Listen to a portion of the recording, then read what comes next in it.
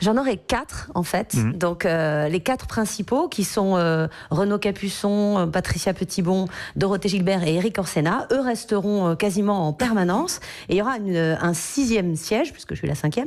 Le 6e siège, effectivement, ça sera nettoyé régulièrement, désinfecté, pour que les invités se succèdent. Mais voilà, je serai quand même pas toute seule avec 2 invités.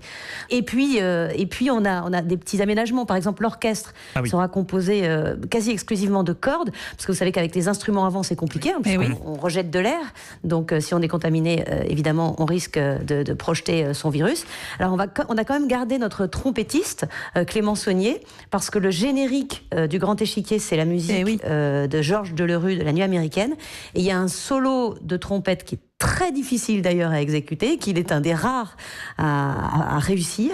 Et donc il le fera, son solo de trompette, mais il sera un peu loin de ses camarades violonistes. C'est une émission qui va donner le là de toutes les émissions culturelles à venir, surtout en direct. C'est la première depuis le déconfinement. Voilà, en tout cas c'est le top départ. C'est la première, c'est le retour du spectacle vivant en direct.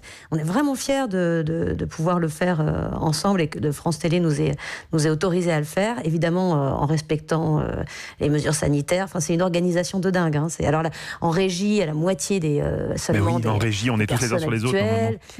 Voilà, il y a un chemin à parcourir pour aller en plateau. Alors, on portera des masques qu'on enlèvera juste pour l'antenne parce qu'on va quand même pas faire une émission en masque.